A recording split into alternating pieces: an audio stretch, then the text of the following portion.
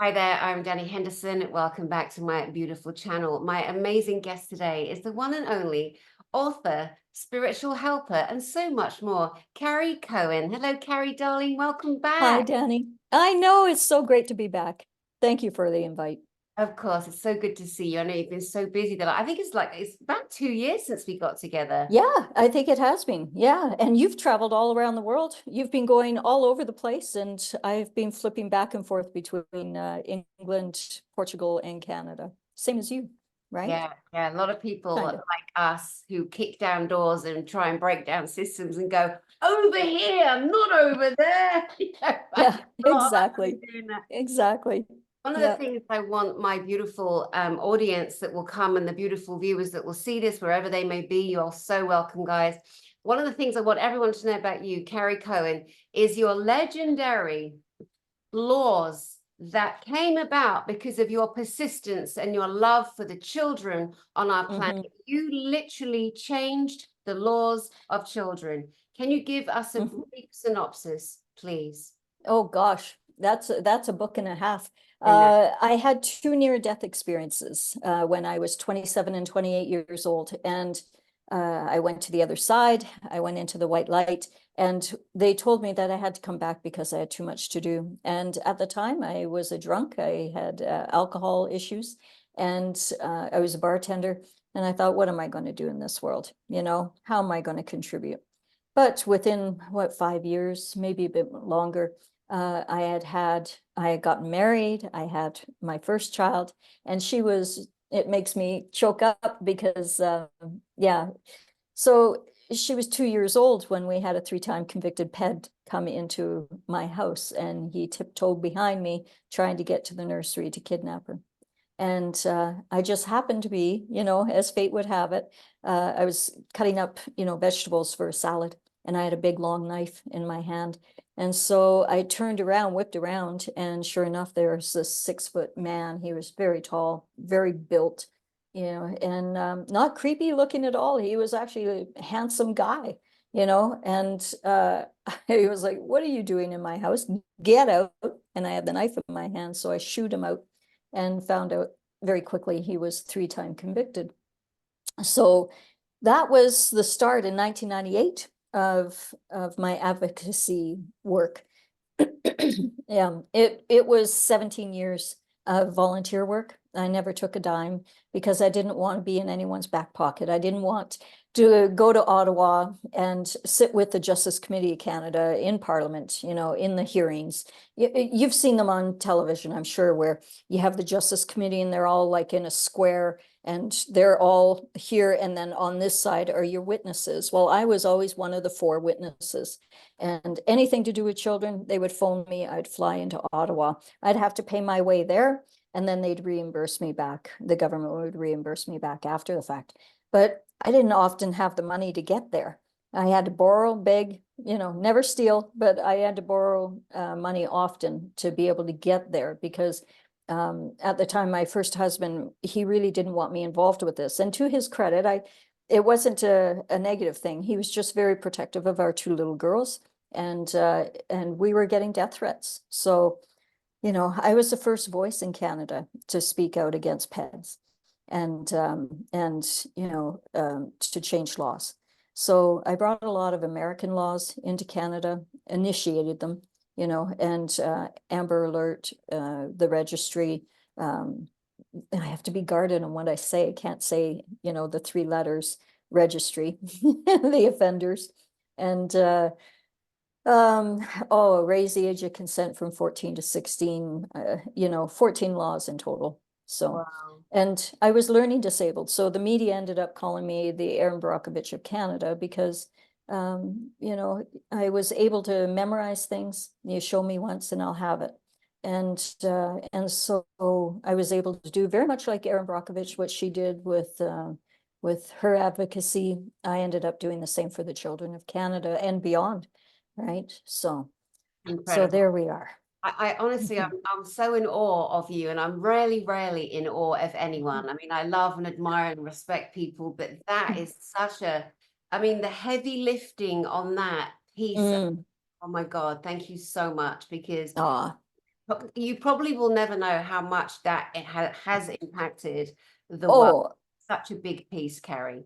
it's millions. I think it's millions of children have been affected, in a positive way. Like just the laws, the Child Protection, Internet Protection Act alone, we did some pretty amazing pieces of work. So, and it was all spirit driven and given. I just knew what to look for. I remember someone interviewing Erin Brockovich once, and they said, when you were in that water building, and you had all those files, how did you know which files to pull out? And she said, I just reached in and miraculously the right things appeared. It was the same. I remember 2 days before going to one of the hearings on raising the age of consent. And I thought, okay, Lord, I need help here. And I had a beautiful assistant that I had never met. This is another part of the really interesting part of the story. Her name was Catherine. She was a volunteer. I didn't know who she was, but I think she was either a wife of a dignitary or someone very high up in Ottawa, in Parliament, because she knew things. She would send me documents. She would do the research for me or get on the phone with me. And so I wasn't having to read, but she knew how to put things in like point form, very simple for me that I could comprehend. And she'd attach. And this is in the day with dial-up. I mean, we still had woo, woo, and right. And so she would send me stuff that was documents that, I was able to then go to Ottawa and say, give my presentation, put in the proof along with it, or refer to studies that were, and it was really beautiful. Yeah, how she helped me. Catherine, never met her.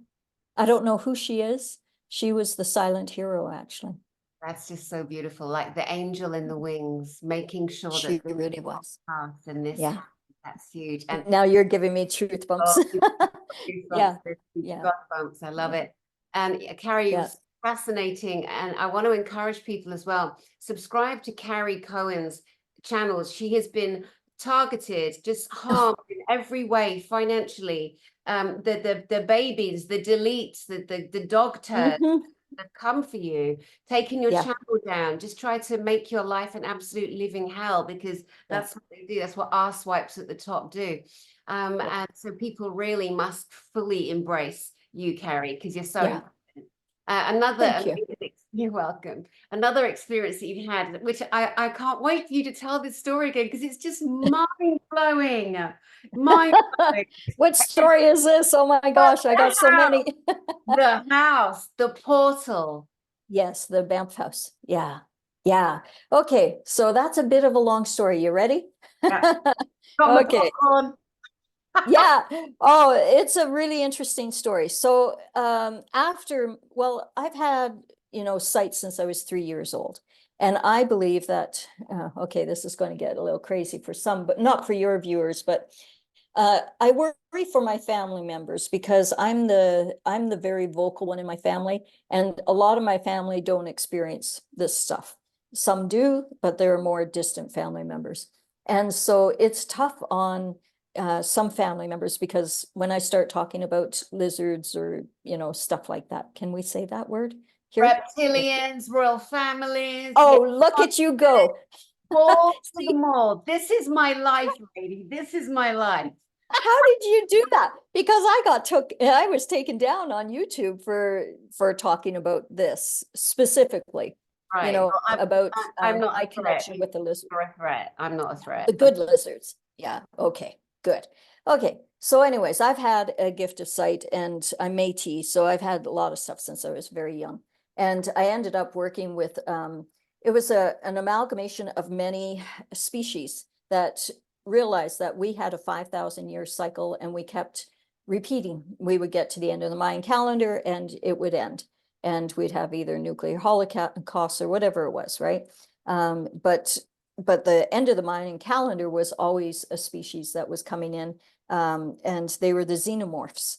The species that was in the movie Alien, right? The big head and the teeth.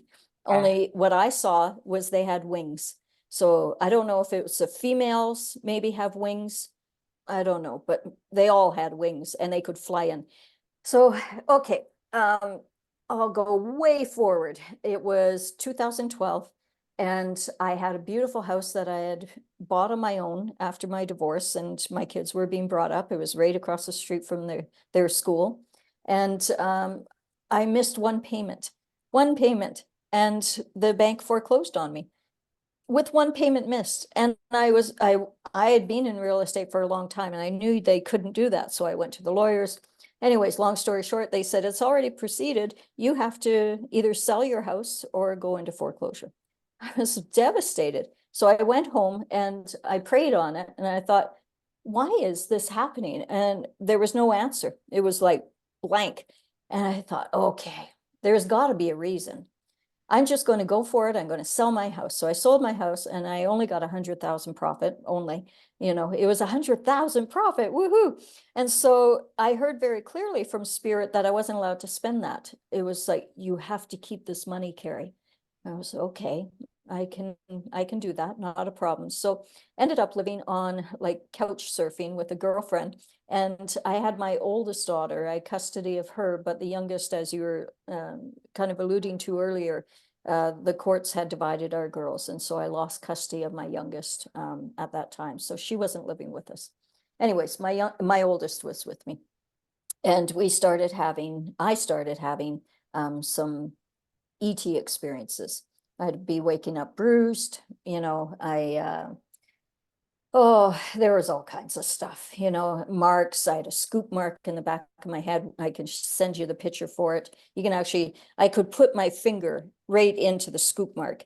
And it was interesting because I put my hair up in a bun, and a family member said to me, what is that in the back of your neck? And they took a picture, and it's an actual scoop mark.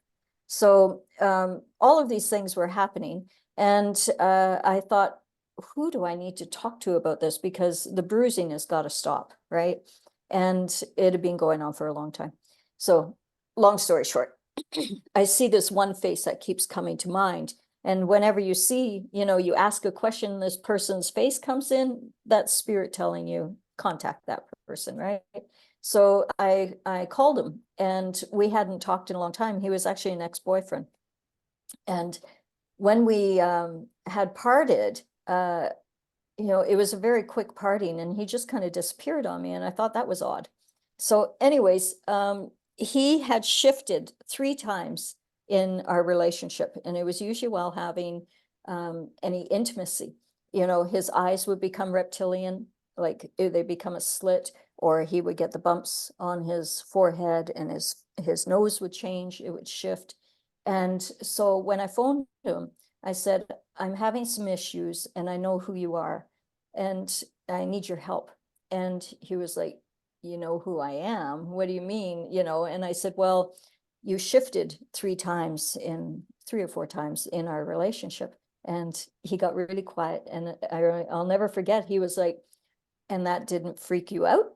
And I said, no. And as soon as he said that, I thought, yes, he just admitted, right? Yeah. And he was like, that didn't freak you out? And I said, no, I loved you, and I would hope that you loved me. So anyways, we agreed, and he said, what do you need? So I asked him for information, and he told me a few things, but basically he wasn't allowed to tell me a lot. So it became a guessing game. And he would say, oh, you're hot, you're cold, you're bang on, keep going, that kind of thing, because he wasn't allowed to actually tell me. So what I got from that was I remote viewed. I've been able to remote view since I was little. And so I went into the timeline, followed the light trail, and I could see that it was us in the future. And this is 2012. There was nothing out there that, the future humanity was coming back in time to change the outcome of what was going on here and now, because they wanted to change in the future. They wanted to actually have a ripple effect that they would have a different outcome. Because what I saw in humanity was they were robotic. They had no emotions. They were very cold. They couldn't have children anymore. Women were men and men were women. It was like they were robots. And they had no sense of love, no emotions.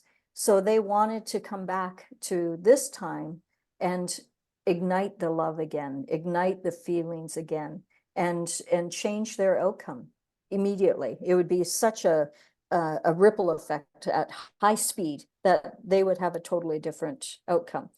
If we were able to change AI, if we were able to change the robotics, and also what happened at the end of the Mayan calendar. So it starts with the end of the Mayan calendar. And now when I'm seeing the AI being unraveled and stuff, I'm thinking, you know, they have to act quick. You know, we got to do some stuff here still. And warriors like yourself and others, we have to stop this progression, because I've seen humanity where it's heading, and it's not cool. It's not any life that you or I would want for our children's children. That's for sure. Mhm. So anyways, he shared a lot with me, and he said, the bruising, that should never have happened. I'm really sorry. I'll make sure it never happens again. And I thought, okay, he's kind of high ranking then. He can actually make that happen. So there was a series of events that unfolded after that. And actually, the girlfriend that I'm staying with here, she's my best girlfriend, Kelly. She phoned up and she said, hey, I have a girlfriend in Banff, and she is like, you know, she's worth 50 million, something like that. She owns this mansion and it's right on the water. And why don't you come down and visit with her? And I was like, sure, okay, that'll be fun, you know, see how the other half lives. And then and so we went down, and actually Luann Mitchell was her name. And Lou would be fine with me sharing this, I'm sure. You know, she was a good girlfriend. So anyways, I ended up buying her house. And yeah, actually, maybe we should cut out her name. Is that all right? Can Oh we God, cut I out would her name? crack it. No, it's all right. Don't worry about it. Yeah, it's all right. So anyways, I ended up buying her house. And we went through a legal battle because another person was trying to buy it at the same time. Now, this was interesting because the house was a portal.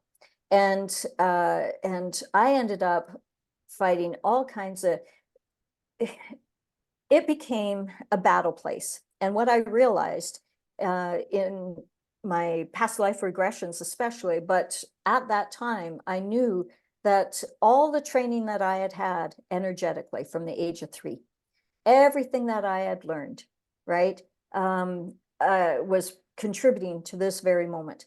And it was a spiritual battle.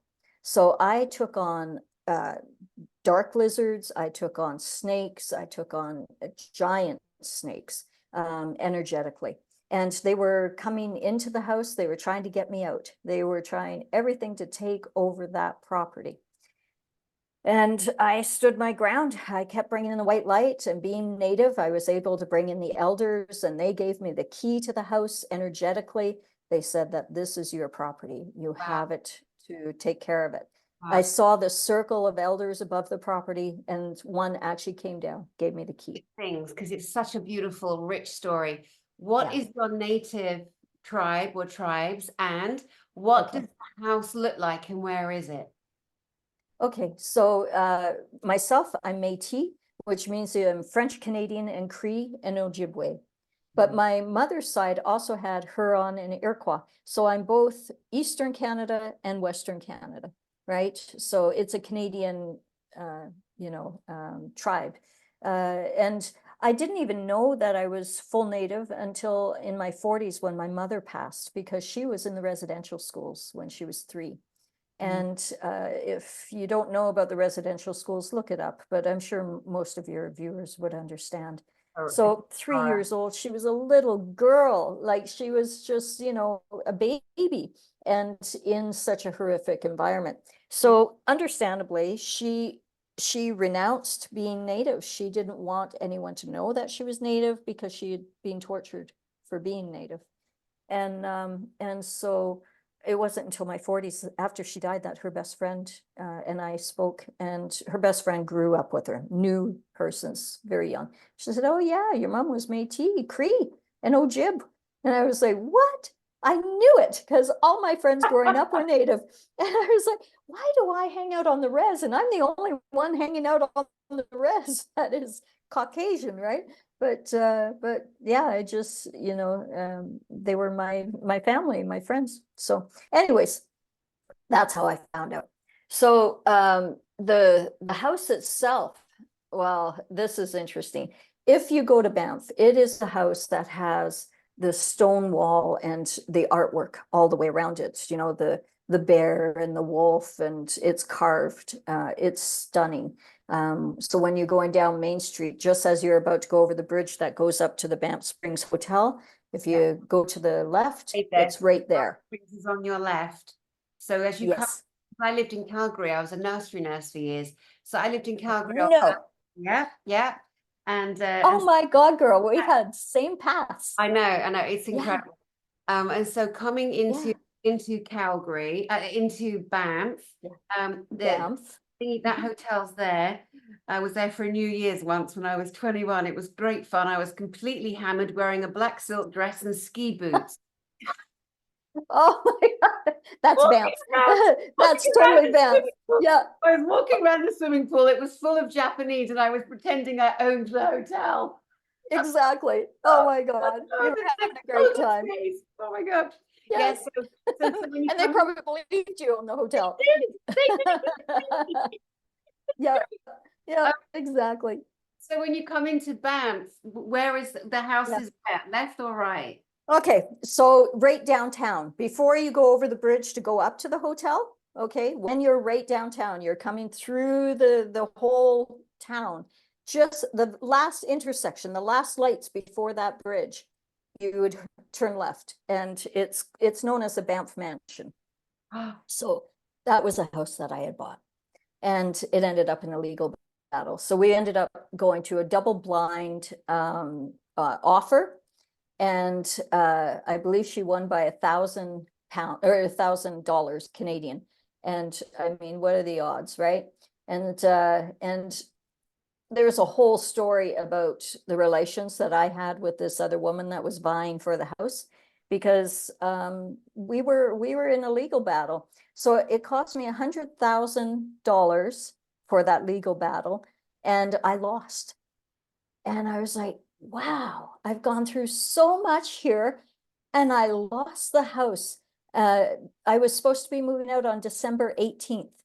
Well, December 18th is the day that my mother died in 2020 or 2001, 2001. And my mom was my best friend. And I remember thinking, why would I have to move out on the anniversary of my mother's passing? This makes no sense. And I was giving up. And my girlfriend, Maria, who was my assistant, Joe had been out to the house, and they experienced the spiritual battle. They had nightmares in dream time. They were attacked by another person that was trying to get the house. And they wanted the house to bring in this sculpture. The sculpture was about 5.5, 6 feet tall, and it was of a beetle. And so the person that was trying to get the house for this Armageddon, basically, you know, they showed me a picture of what it was being built in Peru by an artist. And when I looked at the picture, immediately I saw the intent, and I saw that it would come alive. This thing would actually activate, and they had hieroglyphics written all over it, right? And I saw the hieroglyphics become alive. They glowed like a green fluorescent, greeny yellow fluorescent. And I saw it was to be placed in my atrium in the house in Banff, and it would have opened up a portal. And that's when the xenomorphs, look them up. They're an interesting race. You know, I love everything and anything, you know, but those ones, they just eat. You know, we would have been eaten up. Humanity would have been wiped out like that. So anyways, I saw that this portal was in place. So I'll get to the end of the story here. So we were under attack, and I was going to give up. Maria calls and she says, you can't give up. You have to do this, because I just had a dream that if you give up, that portal opens up and we're wiped out. Humanity's gone. And I was, okay, for God's sakes, man, this is a movie. So I go back to court. I phone my lawyer and I say, I need to make an appeal.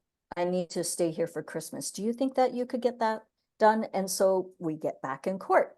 And I say, Your Honor, can I please stay until after Christmas because my daughter goes to school here. This is our home. You're not just evicting us from a house, you're evicting us from our community and at Christmas. Can you please let us stay? And he said, yes. Well, that let off fireworks from another person that was trying to do something else. And anyways, they actually, yeah, the house sat empty for a very long time because I got to keep it after the Mayan calendar had finished. So anyways, we were able to save it. So on December 27th, that was the day that we were supposed to move. I was leaving with family, and we're driving across the Rockies, and one of my family members started to channel and had never channeled before. And they started to tell this, you know, allow this Russian woman to speak with me, thick Russian accent. And I knew my family member, you know, had no access to like to be able to speak with that much of a Russian accent was really interesting. So anyways, they started to share with me that there were 6 portals. What had happened was the Mayans had sacrificed themselves for with an agreement with the xenomorphs. And so the xenomorphs were coming in, they were wiping everything out. The Mayans said, we will sacrifice the entire community and we will close this portal, but we will set a clock. And at the end of that clock, you will have the opportunity to come back and do what you're doing now. But we will have the agreement that there will be 6 portals. And if 4 or more of those portals are able to be opened, then you can have Earth. But if, you know, sorry, if 4 or more, yeah. But if any less are not able to be opened, then we're safe. And so that was what had happened was I was the last portal. I was the 4th portal. And it was the end of the day. We were Canadian time on the West Coast. And these portals were all around the world. And what I didn't know was people were gathering in Camrose, which was just outside of Banff. People were gathering in Calgary and Edmonton, in Montana. I've later learned this. Again, look at the goosebumps. I don't know if you can see my hair just standing up. But we weren't alone. I mean, Spirit had so many people fighting for us and energetically. And so I was able to hold off and hold the property. So on the December 21st, it didn't go without any, you know, it wasn't quiet. You know, we had a creature that was, I would say part reptilian, negative reptilian in nature, and it jumped the fence. And I mean, this is a big gate, you know, electric gate, and it jumped the gate trying to come in. And yeah, it was really aggressive. But I had the native elders with me, and I had such a beautiful light around the property, it couldn't penetrate. So we just stayed in the house all day and held that light until nightfall, and we knew we were safe. And after that, you know, the portals never were opened again. So what happened, what I realized in looking back was, when I was 3 years old, I was in a military base, which was spy on the Russians in northern Quebec. And there were 12 of us kids that were brought into a program, and we were trained, you know, energetically by many nations that came together. So there were good lizards that came together with Syrians and Orions and, you know, every kind of stuff you can imagine. And they all worked together because they knew they had to work together in order to save the planet at the end of the Mayan calendar. So 12 of us initially were trained, and 6 of us guarded those 6 portals. So there was a reason why my house was foreclosed on in one missed payment, you know, because I needed to be in Banff to secure that house and Yeah. to guard it against the end of the world, basically. So I remember, you know, David Wilcock talking and saying, "Oh, nothing happened at the end of the Mayan calendar." And I was like, he has no friggin' idea, you know, what we went through. Oh my God, it was hell. Yeah. Yeah, but fought with everything I had. I had never seen creatures like that, energetically trying to attack. It was wild. So It's but we amazing. did it. Wow, you Yeah. mentioned that you know, reptilian is a class of Draco from the Sakar Empire, and they have the Mhm. wings. And I remember there was one, it was so pathetic and ridiculous, and it was trying to turn my head, but I have zero fear. And you Mhm. know, you have to be in a position of being absolutely neutral. It doesn't matter how sad Mhm. they are, how angry they are, they have to know they are no thing, they are nothing, Exactly. cannot Yeah. penetrate. And it was Yeah. peacocking. call it peacocking, you know, like over here. Yeah. And it was Yeah. a blue. It was like a bright blue between a bright blue Mhm. and a royal blue, and it had wings, and it had a little kind Mhm. of hooded thing on its head, and it was odd looking. But I knew just by linking and looking quickly and then just ignoring it that it was from the royal class, because there are different classes, as I'm sure you know. Mhm. And that was one. Yeah. And I was just Yeah. like, dude, you're embarrassing yourself. Just go away. You know, there are other Yeah. people that God love them. They've been so But I tough actually, about fear. Go ahead. yeah, but I actually believe they're good lizards, because I Yeah. worked with them, right? And I experienced them. Yeah. Actually, my ex who shared with me, later found that he was tortured brutally, and he disappeared for a long time on this planet. Uh, you know, and I still don't know where he is today.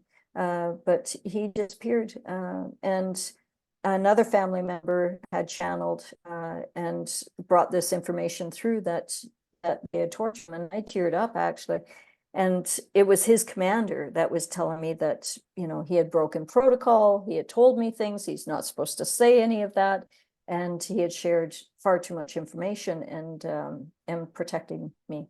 And I cried. I remember saying, why would you, for God's sakes, you know, torture me before you torture him? Like he didn't do anything wrong. I'm the one that was asking the questions. I'm the one that was probing, you know, and being, you know, relentless in trying to get information out of him.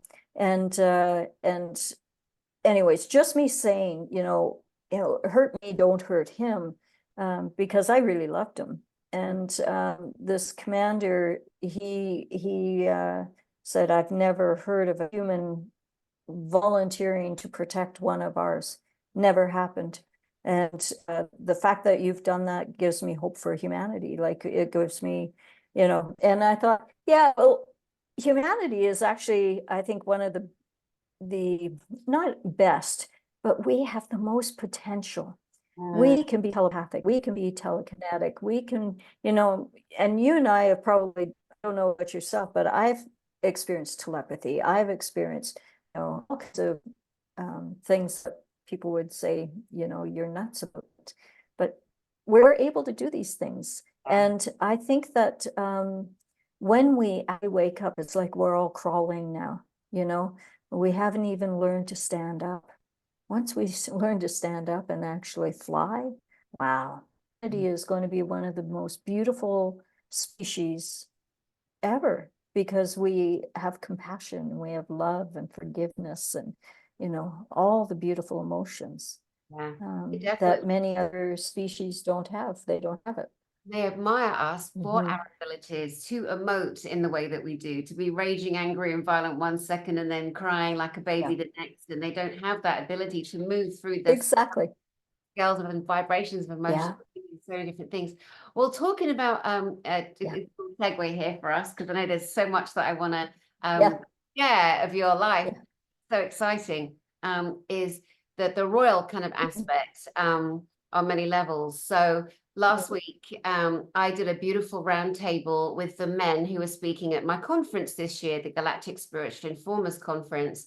And I have Awesome. men, I'm friends with everybody. I know them Yeah. all. They're not just some random blokes down the pub. Do you know what I mean? They're all No. long, yeah. They've Yeah. sacrificed. They've gone through a lot of loss and trauma, all of them.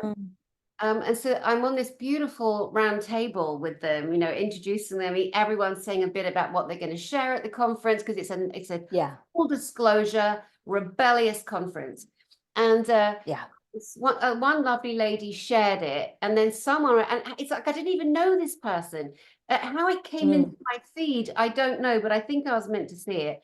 And some girl writes, oh, I don't trust these men because they ignore Greg. And so don't trust them, anyone, something like that. And so I get triggered, you know, because I'm going to stand up for my friends. Mhm. And I wrote something like, who's Greg? Greg who? Um, don't talk shit, Oh, that's funny. right? Like, don't talk Yeah. shy. These men are Yeah. amazing. They're my friends. They're incredible men. Like, don't do that. Yeah, that's true. Now. Yeah. Then Be all of a nice. sudden Yeah. start jumping in, you know, and they're all turn out to be fans and followers of Greg Hallett. So years ago, who I know is a friend of yours and you've done great work with, Mhm. but years ago when it first came out, you're like, this some Aussie bloke is coming out saying, I'm the actual king of England. Of course, England. what mocked him and threw tomatoes. Of course they did, because we're hardwired in Britain that this is the family, right? And I've met a couple of This whatever, is a German family, right? We're going to go there. right? We're going to go all the way there.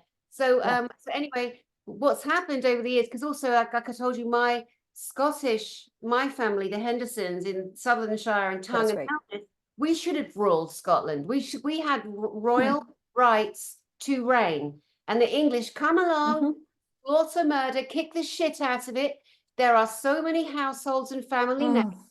that have been decimated, and there are Yeah, fake people in. it's true. Great. I'm glad we're It's true. talking about this. So Yeah. let's Yeah. share a bit. Well, just I'd like to add to that actually, because I'm the same. My true in my bloodline, this lifetime, I'm actually the illegitimate daughter. Okay, Marie Antoinette Limousin was her name, and she was the illegitimate daughter of King Louis XIV. So mine is French royal blood, and we can follow that genealogy all the way down. And in fact, I have the genealogy here. It's about almost 2 inches thick, and it was written in the 1960s. All the research was done by my great uncle, and he was able to go all the way back and find all of this. Yeah, so it was really exciting. Yeah. Say Marie So we have French blood as well. Marie Antoinette. Antoinette Limousin, she was different. She was a different, yeah, yeah. Okay. So yeah, It's incredible, yeah. incredible. I think it'll make people feel Mhm. good because you know, like you said about how amazing we are. We are royalty. We are the most amazing beings. We are so Yeah, envied in a good yeah, way. By lots of species, yeah, they love us. They're like, yeah. wow, these humans are so special. Mhm. But so many people alive right now on this planet have lost what we have lost, the right to reign. Yeah, Same as exactly. Greg Hallett's Yeah, story. yeah. Interesting, isn't it? Can you tell us Okay, about it? yes. Okay, so for me, it started, gosh, in oh, what year would that have been? 2020. It was I had seen Greg on television, and he had done an interview, and he was talking about the cave. And he said that the cave that he had stayed in for 180 days in order to claim his, deed of entitlement to be able to claim part of Portugal as part of the crown land for England. I guess maybe I'm mistaken on those terms, but anyways, he was claiming the land. And he said that this cave was close to Spain, the border of Spain and Portugal. It was 22 kilometers away from the Spanish border. And I kept hearing spirit go, you have to find the cave, Carrie. And I was like, me? Like, why am I having to find it? I'm a Canadian living in Portugal, having a great time. My new husband, we're sitting poolside. And all of a sudden, this huge, overwhelming drive is coming in by spirit, pushing me ever so gently to find this cave. And so it's keeping me awake at night, and it's 2 in the morning, and I'm like, okay, I'll find the friggin' cave. And so I look up Google Earth, and I'm looking near the Spanish border, and I spend a couple of hours, you know, from midnight till 2 a.m. trying to find this cave. And I gave up. I said, I can't find it. And they said, use your abilities. Stop looking with your eyes, look with your heart. Where is it? I zoomed down the coast, Portugal, and I looked towards the end, and there it is. The way I was able to identify it is it had heather flowers, purple flowers outside of the cave. And the coastline had nothing like that except this one spot. And I was so excited. I woke up my husband, you know, 3 a.m. Oh my God, I found the cave. I don't know what I'm going to do with it, but I found the cave. So we had to wait 3 days because he was in court or something like that. He had stuff to do. And so 3 days later, I end up going with with Lindsay. I don't know whether to call him my husband or not. We've been on and off so much like a light switch. So we have a good relationship though. But anyways, he and I and this random man joins us. So this random man, nothing is by accident, right? So I'm in the grocery store, this guy approaches me, and it's lockdown, just outside of lockdown. We're just starting to be allowed. And this guy approaches me and says, you know, the small talk. And then he says, I don't know where I'm going to live because I've been living in this place and I can't, you know, get home to Libya, I think it was, or something like that. And you know, I said, well, I have, you know, 36 bedrooms. I have like I had a retreat center in Portugal, so 4 large villas. And I said, why don't you come? You can just stay in, you know, not a worry, don't have to pay, just stay in the place. You'll have at least a bed. So anyways, he moves in for a couple of weeks, and I'm getting ready in the morning. He's like, oh, where are you going? So he ends up coming with us to the cave, and he ends up lifting a lot of stuff for us. But I also believe that he was military, something like that. He's there. So and I'm being driven, I believe, by the Knights Templar. I think that the voice, you know, Carrie, find the cave. I believe that that was linked with the Knights Templar, which goes back to Anne Boleyn. She was smuggled out by the Knights Templar. So I have a long history with the Knights Templar, which we'll go into. Okay. And I came across a lot of people that are Knights Templar since while being in Portugal. Okay, so I end up finding this cave, and it has beautiful Persian rugs on the ground, and you know, they're eaten up by sand. They're in pretty rough shape, but there were some logs that were put into the cave, and so we took them out, and in there were a couple of sandals sitting like this, and I opened up the sandals, and there was white paper inside, and it looked like wet paper towel. You know how it gets wet and gets hard, you know. So anyways, I thought, whatever. And I put the shoes back together and the paper into a plastic bag, and we were bringing this stuff up because Spirit was saying, bring this home. And I was the caretaker of all of this stuff. And so I brought it all home. I then phoned Dave Mahoney because Dave Mahoney was doing the documentaries. Yeah. Love me a bit. Yeah. So Dave Mahoney, I phoned him and say, you know, I found the cave. And he was like, really? You have the coordinates? And I said, yes. And he was like, wow, will you share them with me? And I said, yes, of course. I think that you're going to be here in 3 days' time. And I have an extra villa you can come and stay at. He was like, we're not going to come in 3 days' time. And I said, I'm a psychic, right? So I looked in and I went, no, you're here in 3 days' time. And he was, yeah, it's not going to happen. And so we talk a little bit, and he says, you know what, let me look into it. And so I get a phone call back short time later, and he goes, yeah, we'll see you in 3 days' time. It's exactly the right time that I can get the photographer and everyone together. So they end up showing up, and we do the video, and then I've done videos on that. So Dave actually asks me to lie about that white piece of paper because he wanted to pretend that he found it in bottle that was hidden in the ground. But what had happened was the Knights Templar, someone from the Knights Templar, an elder had, okay, Greg Hallett had put a deed of entitlement. He downed a bottle of wine, dried it, completely. He rolled up a deed of entitlement that he signed, and that was saying that this property was now part of the English crown, I guess. And so he rolled it up, put it in a bottle, and he buried it there. Well, I didn't know about the burying, but as I'm standing there and going, there's something hidden here. And the military guy is looking through all these little crevices. He's not paying attention to whatever is here. He's looking for the hidden stuff because he knows something's hidden. So anyways, we get everything up, and the military guy went ahead of us, and he's on the phone when we're coming up over the edge of the rock. It's a real steep climb, right? So my husband, Linz, and I, we get up there, and I'm seeing this military guy on the phone, and I'm thinking, who's he calling, after being down there? So it turns out that I think they were looking for what was hidden, and it was that deed of entitlement.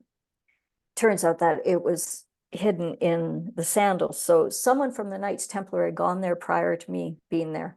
And they took the bottle out. They replaced it with a beautiful bottle of wine. And it had been years that it had been sitting in there. So the cork had popped and the wine had spewed out. And so now it's an empty bottle that's hidden. But they took the deed of entitlement out and they put it in between two sandals. So when I spoke with Greg about that, he goes, this is really interesting, because in Portugal, they used to claim land with sandals. They used to put a sandal on the corners of the property and say, that's my property.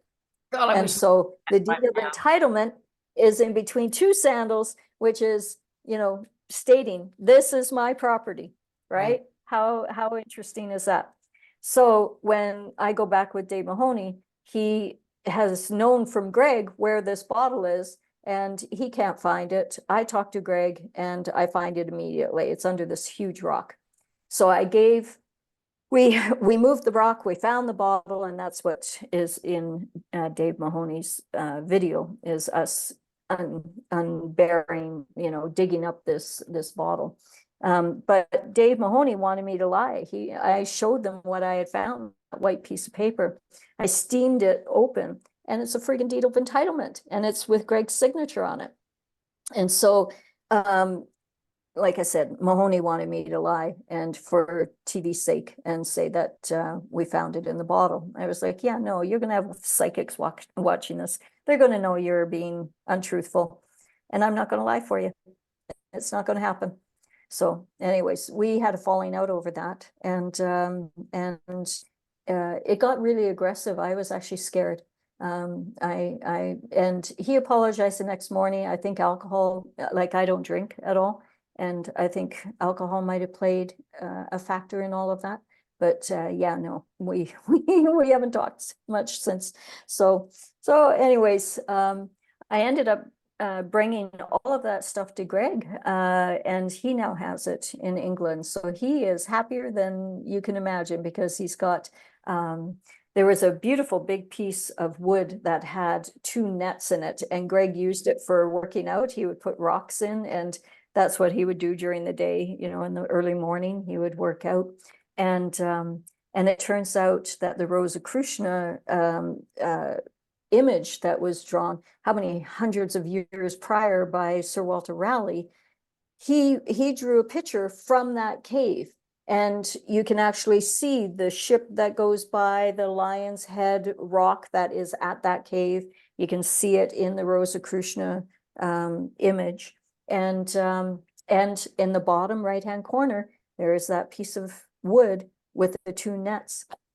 I mean, what are the odds that Greg would create this thing how many hundreds of years later, and it's at the cave. So we had,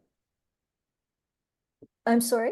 A lot of fascinations with Greg's story. And again, to most British people who are brainwashed and entrenched in this system, what a horror, what an abomination. Who do you think you are? Tar and feather him, stone him. But Totally. now people's eyes are waking up and they realize they've been enslaved and tricked and lied to and managed and controlled from birth Mhm. to death. But this is the Yeah. generation, it's birds like you and me kicking in the Yeah. doors. By the way, really sorry, but you know, Yeah. and Well, you look at the royal family. Let's talk about that a little bit, yeah. because I mean, they were a German family that changed their name to Windsors in the early 1900s, and they're also bred from the Rothschilds. So it's not anything that we have come to believe. There's the human hunting aspect. There's all kinds of issues. And when you look at the family today, Kate, I think she died a long time ago. I think she has not been alive very long time. And the Kate that we're seeing, they told us in December last year that, she is not going to be seen until Easter. How did they know that? Well, does it take that long for a clone to be made? Or I think it was more plastic surgery with a lookalike. I think that it would take that long for scars to heal, perhaps, because they tried the facade for a very long time. I think the Kate that we see is not the Kate that we knew. And quite frankly, I've heard stuff from inside that she's gone, her mother's gone, and she had a lover, and he's gone. So Wow. that's what I'm. But I don't know any of that, and but I feel like, because we're so programmed and you grow up as a British person, like they're part of your family. That's how it works here. Totally. Yeah, and Totally. worked around the royal family, and however, I want to focus on that because that's boring and who cares? Because I really don't. That's the royal part, but there's so much coming out. The Queen is dead, Prince Philip is dead, him from a Greek bloodline, and then we've got the German bloodline. So where's the English? Where's the purebred British? Where's the British? Exactly. Family? There is none. And that's the reality, that it's there to be seen. So people can't get upset, because that part, it's true. It's mixed bloods from parts of Europe.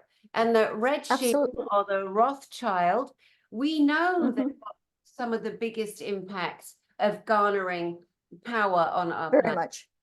Yeah, very much. Yeah. So, I just find myself in the right place at the right time, always, and in uncovering things. And I've worked extensively with Greg Hallett. I would consider him like a best friend for a long time there. We were, speaking every day and just really good friends.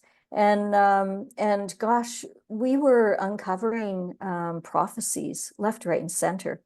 Now, some of the stuff that I was saying, he did not agree with. And ultimately, I think that the secret society that was protecting him as such, I think that they didn't like me because I was talking about cabal and all kinds of stuff, and they didn't want to have that language out there, because they have a mission, and that is to restore the British throne. And they don't want to convolute things, perhaps. Yeah. This is my hypothesis. I don't really know, but regardless, Greg and I haven't really spoken. We've spoken once since March 4th this year.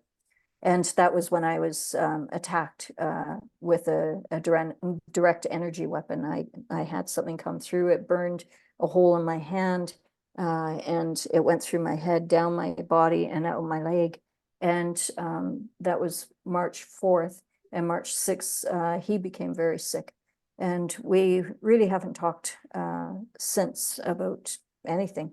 I tried to get a hold of him, but he was really sick for a while there. So, but I think he's better now. So. Sorry, and this was after all of the cave discovery and the parchment and everything.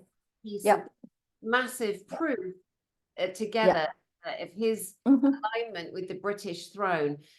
Give us the backstory of the Anne Boleyn connection to him, which is basically the biggest part of his claim to the throne, right? Absolutely. Right. So he says that he's a great-great-grandson of Sir Walter Raleigh. Sir Walter Raleigh was the one that stayed at the cave hundreds of years ago, and the same cave that Greg had stayed in for 180 days, the same cave that I ended up finding, right? So this cave has played a huge role in history. Sir Walter Raleigh is the grandson or great-grandson of Anne Boleyn. Now, the story goes, and we know that much of our history is made up, right? So Anne Boleyn's death is also one of those made up stories. I believe that her death was faked, and so does Greg. And so before we even met, I knew that I was connected to Anne Boleyn since I was younger.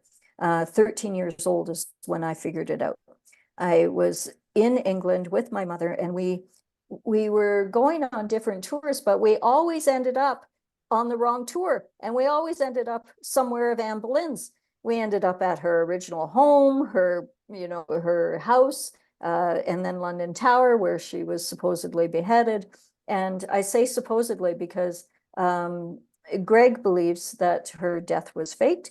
And I also believe that I was Anne Boleyn in a previous life. I've had past life regressions with Barbara May, who's probably one of the best in the world for past life regressions. And it came through very clearly that it was my birthday.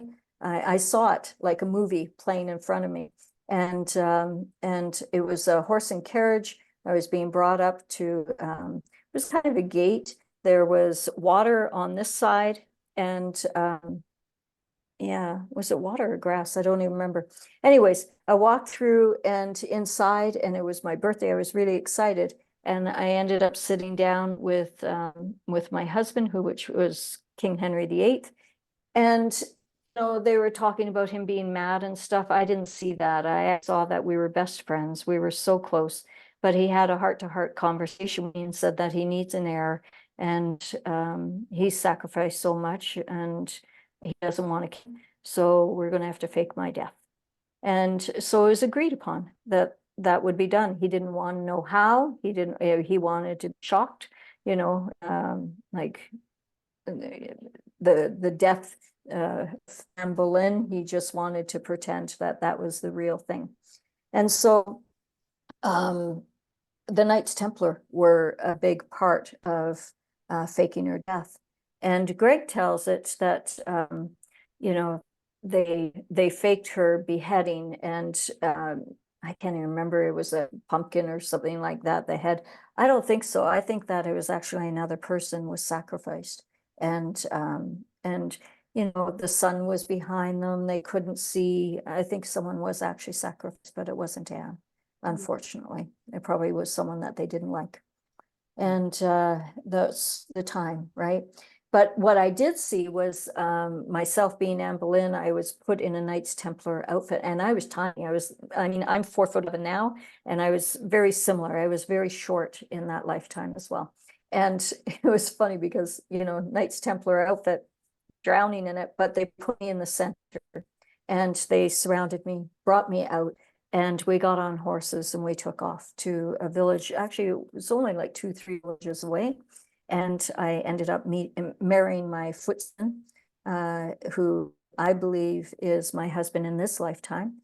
And he and I had children together, 2 more. And in the past life, I got their names. I have it written down somewhere, and I did share that with Greg, and he confirmed that those were the names of the supposed, you know, 2 children that were birthed, and that they are the ancestors to Sir Walter Raleigh. Okay, so, and then Sir Walter Raleigh, you follow that down, and there's Greg Hallett. So, yeah. So fascinating. So when it's laid out like that, calmly, sensibly, putting pieces together, it makes Greg Hallett look less of an Aussie nut job, because that guy's crazy. You know, I'm Mary Antoinette, you know. I know, right? Well, hey, me saying I'm Anne Boleyn, I mean, you can see why I lost custody of my daughter. You know, because actually, and even then, I wasn't saying this stuff back then. All it was that we were Aboriginal, and I was teaching my kids to listen to themselves. And so the court psychologist asked my daughter, "What's special about you?" And she said, "Oh, I can see spirits and ghosts, and I can talk to them." that was enough, and I lost custody.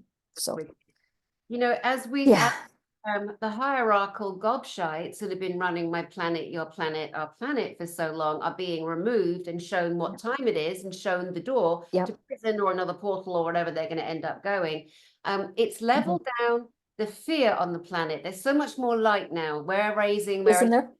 yeah, and so it's so much easier to say like Greg Hallett could actually be the true King of England. Oh, I believe he is. Absolutely. I truly believe that Greg is the legitimate heir. Because when you look at, you know, I don't believe that Charles was father of either of Henry or, you know, Harry or William. William. Yeah. I don't think that he was the father of either. The kids don't look like him. They look like, you know, the Spanish king and one of the Rothschilds, right? So, and then Elizabeth, you know, there's rumors about, yeah, anyways, we don't need to go to all of that stuff, but I don't think that the family is as they say, and I think it's been all a facade for a very long time to keep us preoccupied and not focusing on our own abilities. So what I would like to share is something that happened to me 2 days ago. I went to the Westlock Meditation Center. And years ago, I had attended an event in Mount Shasta, and it was a Stargate event.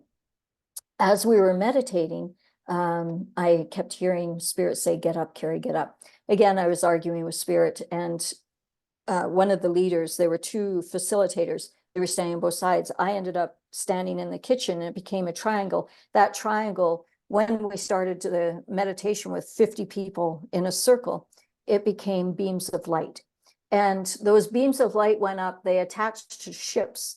And then the ships brought the light up, and it became a toroidal energy above as well as down below. And it opened up. So I had never heard of Mandelbrot set. I don't know if you're familiar with Mandelbrot set, right? Julius Mandelbrot set, the crop circles, the Fibonacci sequence, the beautiful geometry, the mathematics, yeah. Oh, I love you. Oh my God. Most people, I say a Mandelbrot set, and they're like, you know, what? So I never really learned these things. I get them downloaded or I experience them. So in that meditation, all of a sudden I felt my body leave, and I went into the center of this triangle, and I went deep, deep, deep, deep, deep, deep, deep, cellularly. You know, it was like going deep into the earth, but it was like watching the Mandelbrot set, right? You were going within, within, within, within, within, within, right to like the starting point. And I was on a bungee cord, it felt like. And I get almost to the tip, almost to, you know, the beginning of everything. And then all of a sudden I get pulled back, and I'm coming at lightning speed out of this center of the earth. And I realize I'm on the back of a dragon, and he introduces himself as the sergeant. And so I'm hugging this dragon's neck, and we're going through a G-force, and I can feel myself shaking as we're going up, up, up, up, up, up, up, up through this G-force. And then all of a sudden we break the surface, which I believe is a firmament. We break through there, and it's like, oh, just beautiful, right? Just beautiful. And he takes me to a ship, and there's a huge dragon on the edge of the entrance, and he's the commander. I had never heard of these guys. The commander invites me into the ship, and it's a column of people.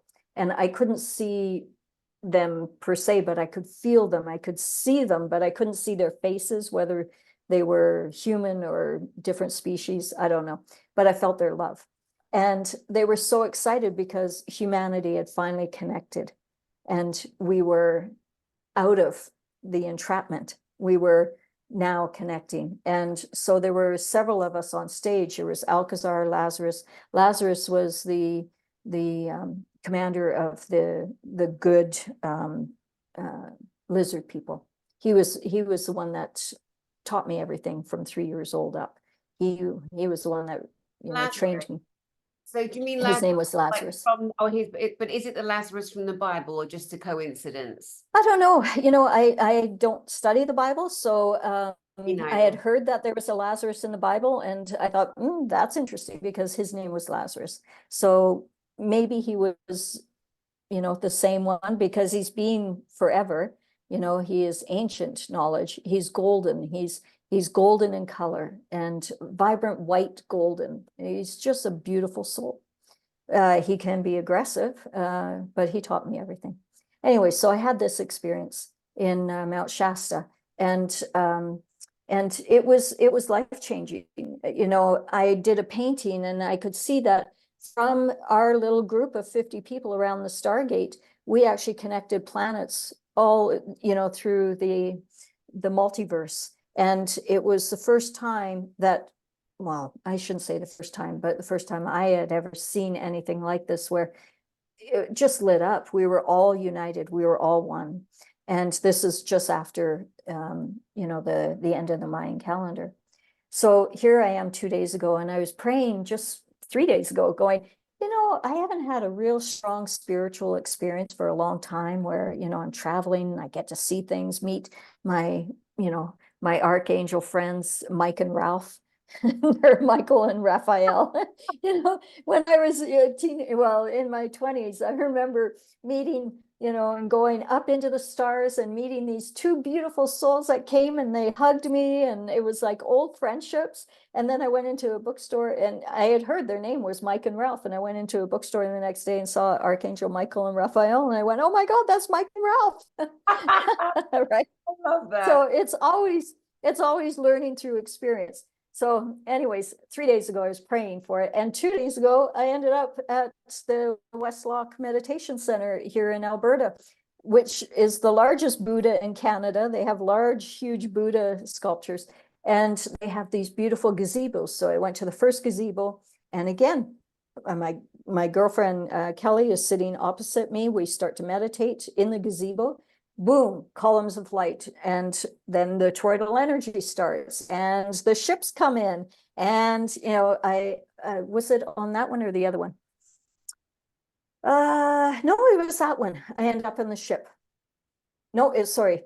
Okay, so anyways, the toroidal energy starts, and it's beautiful. It's alive. I see beams of light going this way, but then beams of light go this way.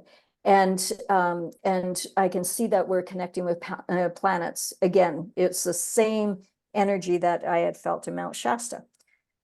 She gets up and is leaving, and I can't get up because I had spontaneous Kundalini activation. I was stuck to this chair. My feet were planted to the ground. I couldn't get up. So I had to really work hard to bring my chakras back in, and I was able to then walk with her to another gazebo that was just on the other side of like a little lake.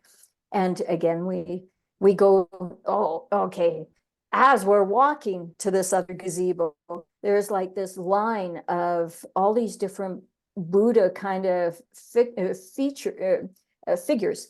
And there had to be probably 15 in a line, and they're facing another 15. And they had these most grotesque faces, like angry faces, and they're looking at each other. And as I'm walking through, I'm thinking, I don't like this energy. This is supposed to be a beautiful place. I'm not liking the energy of these guys. And what I realized was it was like a test as such, okay, you got to put your shield on, and you got to walk through there and just be the light. So get through there, I go to the next gazebo, and it's another kind of test. There's two brooms on the ground, and they're the beautiful, like Vietnamese brooms. They're all handmade, and like a witch's broom, but very soft. Yeah.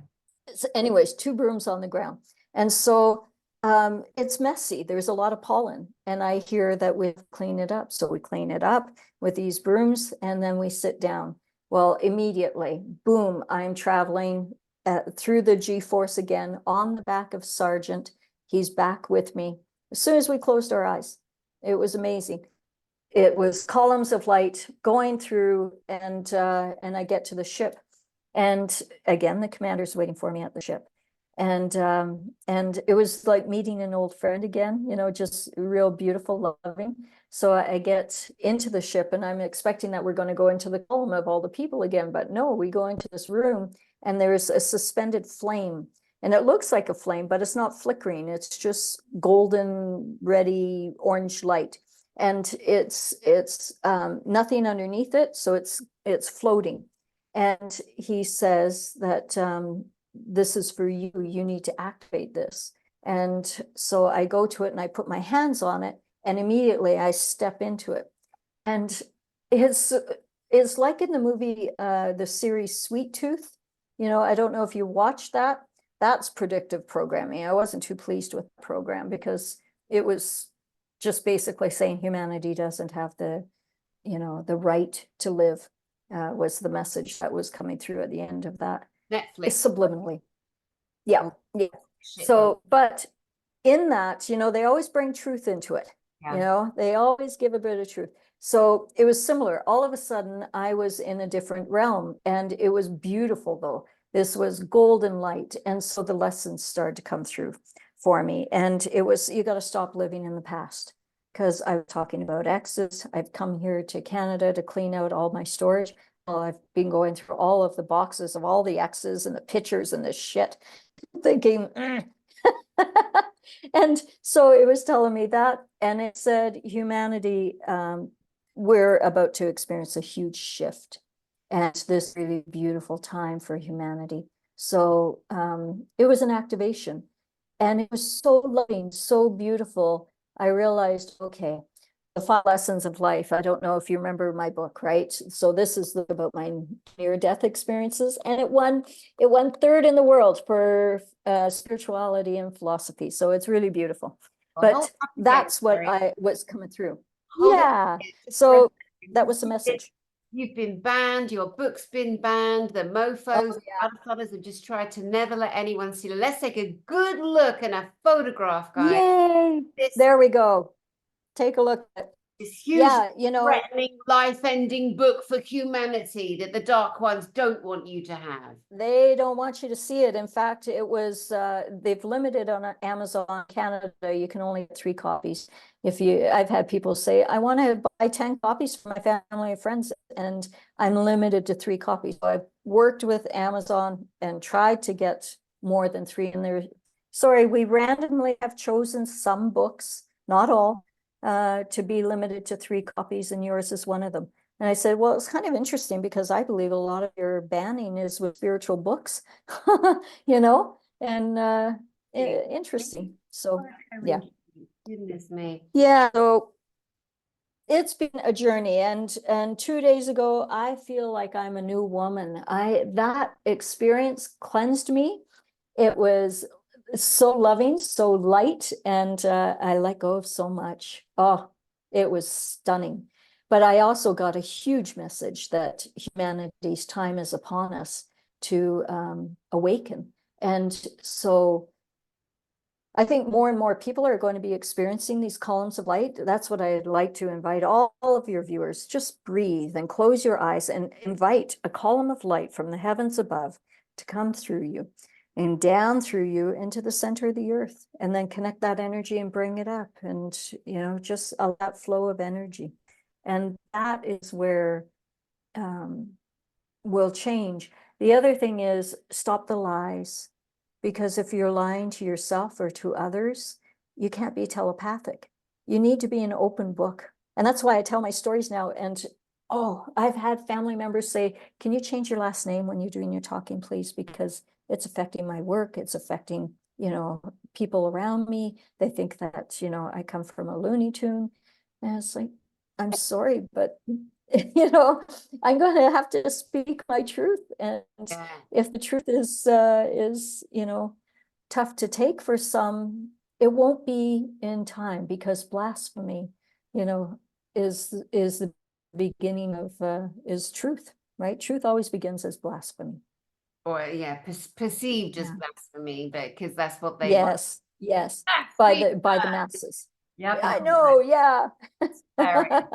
So funny. Yeah. Yeah, so. and the light wins, the light won, and it's just always a time, and it's, you know, there's a few more bumps to come, and everyone needs to get their right with their spiritual hygiene. Totally. You know, you have to really be 100% honest with yourself and with others. That's really, and toning is a big part of this, you know, the vibration. When I was at Westlock, it all began for me when they rang the bells for dinner, and the vibration of those bells. Oh. And, you know, they're talking how all the bells on the churches have been destroyed because they didn't want us to tone. They They're didn't want us to healing. feel that vibration. Right. The bells are Mm. massive healing centers. We weren't for hundreds of years just sitting there praying in uncomfortable wooden pews. Yep. We're in there Nope. getting, laying down, getting healings. I mean, it's just Exactly. so cruel and evil what they did to try and Yeah. take our history away. But you know, Yeah. again, it's So all we're reclaiming it, and I would suggest, you know, bring some toning instruments into your house, whether it's a tuning fork, work with tuning forks, work crystal bowls, bells, all of it. Start toning, start oming, you know, just the get the vibration working within your system, and that's how you stay healthy, stay vibrant. It's beautiful, yeah, right? so beautiful. Yeah, we need to start toning, because that's how I don't know if you remember Ghostbusters Part 3, I think it was. At the very end of the movie, it was like this demonic creature, and people were singing outside Old Lang Syne, I believe it was, or yeah, it was yeah, I think it was Old Lang Syne. And it was the singing, the collective singing, that created a disharmony within this demonic creature, and all of a sudden it started to break apart and it was gone. And again, movies will tell you what you need to do, right? They'll give you the hints. So when lockdown was happening, people were going to church, all of a sudden we weren't allowed to sing, you know? Think of Italy when lockdown was on and people were hanging out their windows and they were having fun and singing with each other. Mm. It was banned that, oh, you cannot sing because you might contaminate someone that is, you know, 50 meters away in another, you know, not 6 meters, 50, right? Across the street or 25 meters, whatever it is. Yeah, yeah. And so, yeah, it's the singing that is really going to change everything. So start to sing, start to be joyful. That's the message I think that we need to share. I love that. Well, Carrie Kohan, Mhm. it's been another beautiful roller coaster of jumping everywhere into I everything. know. I love it. It's important, right? Yeah, It's not, you yeah, know, it's obviously very entertaining for people watching, and a lot of the subjects that I we hope covered so. are really triggering as well, like especially the royal family bit, like, oh, but then the way Mhm. that we kind of shared it, I think it makes it more palatable. We take down the leadership role and we match energy, and we really see like, oh my God, I was being led by Exactly. that. I was that dog turd Right. my shoe. Ooh, yeah. Mhm. Because this is Yep. what I'm coming down to.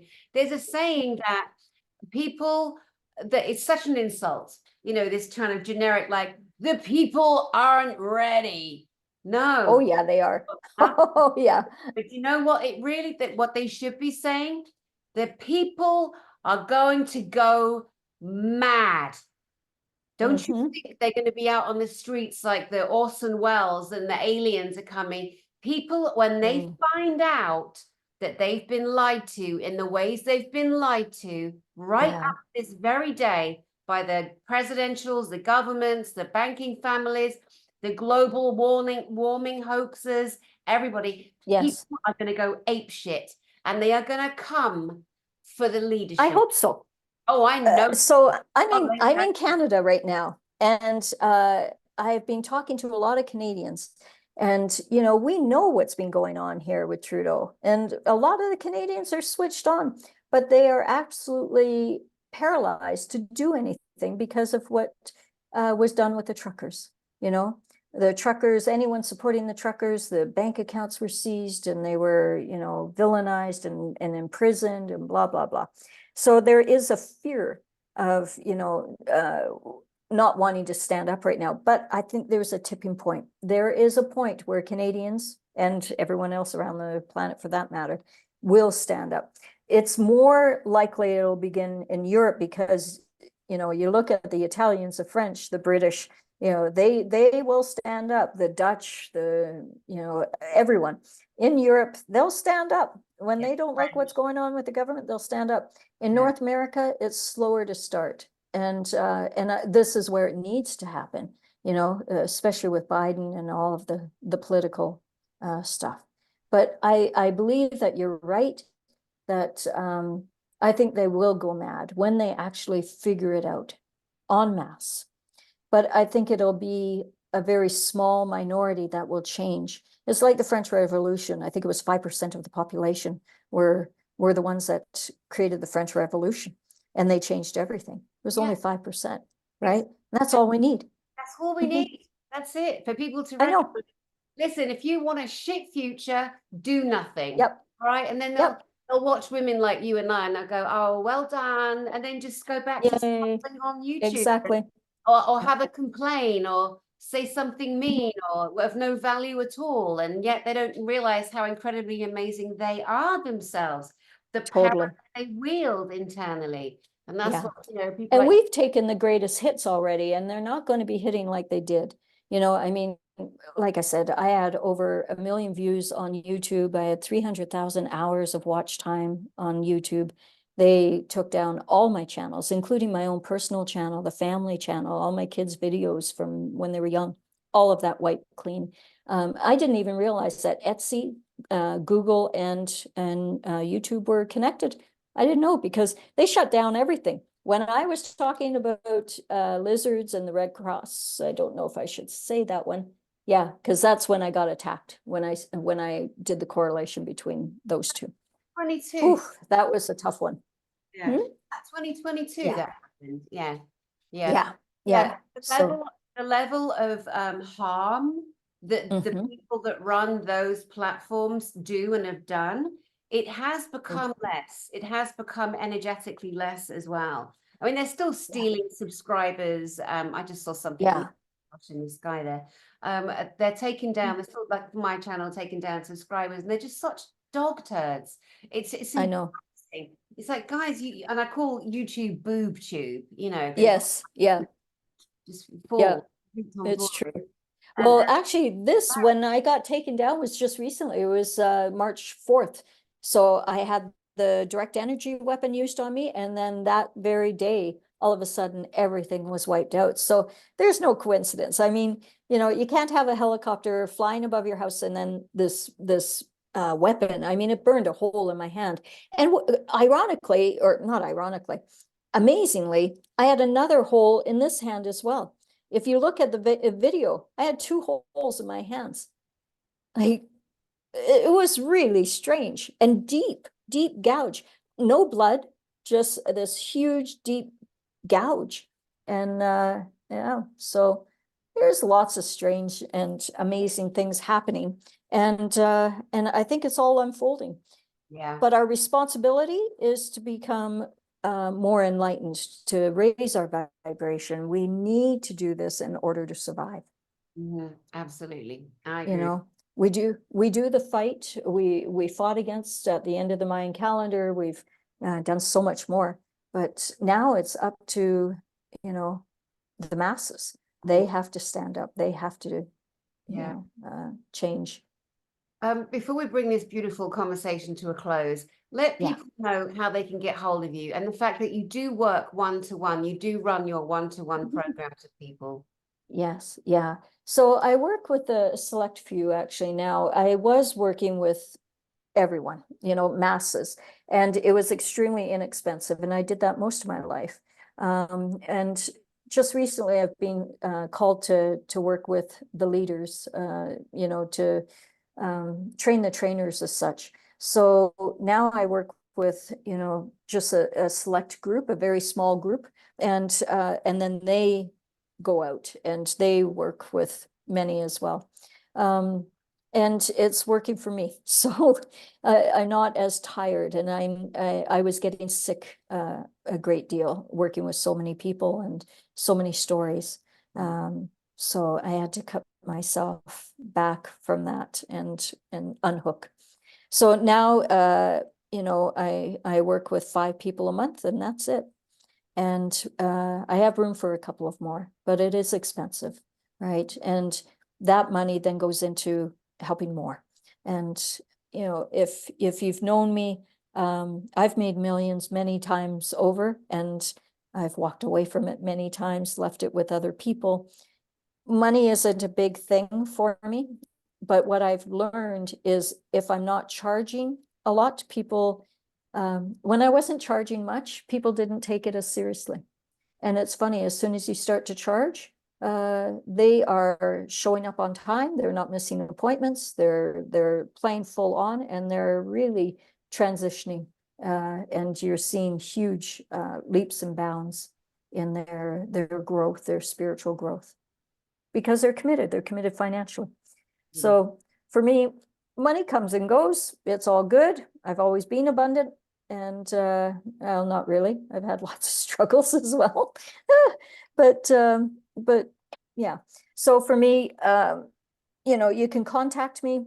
My email address is support@carriekohan.com, and it's Carrie like the movie, Carrie, Kohan, Kohan. I do have a website, but it's not up right now. We're working on it, and that's carriekohan.com. Technologically, I've kind of fallen behind, but I have so many courses that I'm in the midst of writing. I have so much that I really want to share, and it's a technology that I'm really having a challenge with. So I am looking for someone that'll work with me and be able to create all the landing pages and all the membership pages and all of that stuff, you know, because yeah, There but you go, guys. that's what I'm looking for. Yeah. Brilliant. Yeah. So in the past, I've used Fiverr, Five. Me too. Yeah. You get Yeah. contractors on there at times. Yeah. Actually, I have a beautiful designer. She works on all of our book covers because I have a book publishing company as well, Freedom Masters Publishing House. And so I do all my book covers through Fiverr. It's amazing programs. But this aspect, I did hire someone and spent a fortune, and it wasn't $5. It was quite a bit. And yeah, still didn't finish in the end. So it will happen when it's meant to happen, is what I figure, you know. But in the meantime, yes, I'm still willing to work with people and help, and, you know, get my book. I think that will really help people. The message in there is profound. I prayed before writing it for about 6 months, you know, dear Lord, I need you to be my co-author on this one. You know, I need to remember, I need to have full memory of what happened. And it all was downloaded. I was writing, I was like, oh, I forgot about that. Oh, I forgot about that. And it was like I was being dictated to. So when people talk about my book, you know, it's like, well, I think it was actually a God-given book. You know, I think that book was downloaded. So it's been banned. It's been restricted during COVID. You couldn't get it in Germany. You couldn't get it in Singapore. Now it's available in 38 countries, but I would like to put it on my own site and sell it directly because, you know. To avoid control, definitely. Exactly. Yeah. Well, Carrie, thank you so much. It was lovely. Yeah, sharing time with me again, and you're just such a blessing on the planet, and you're so. You as well. Thank you. Thank you. I love you, my girl. You know, Dani, you are just such a bright light as well, and you're a blessing. I thank you for all the work that you're doing. It's extraordinary. And yeah, you know, just keep it up, keep going. You know, and you seem to be bulletproof, which is great. So we have a good, it's like the beautiful shield that's behind you, right? You know, beautiful shield above you, and you just keep going. Keep going. It's the Scottish bitchy part in me. The warrior. I know, right? Yeah, exactly. Yeah. Run away. Yeah, exactly. Right. Yeah. Well, mine were helicopters, but now I can actually throw energy at them, and they don't stick around very much now. You know, I just throw torpedoes of energy at them. Yeah. Really, so it's really good. Oh, really good talk. Brilliant. Well, Yeah. I'm sure we'll have okay, honey. Alliance, you and I, at some point soon, but thank you again, I know. When I'm in England, I'm going to knock on your door and say, hey, we'll go out for a tea. Okay. That'd be Much lovely. love. You too, my darling. Okay. Thank you, love. Take And care. Bye now. to you, Carrie, and to you Yeah. guys out there. Thanks for Okay. having Carrie and I today. Much love to you all. God bless. God bless. See you later.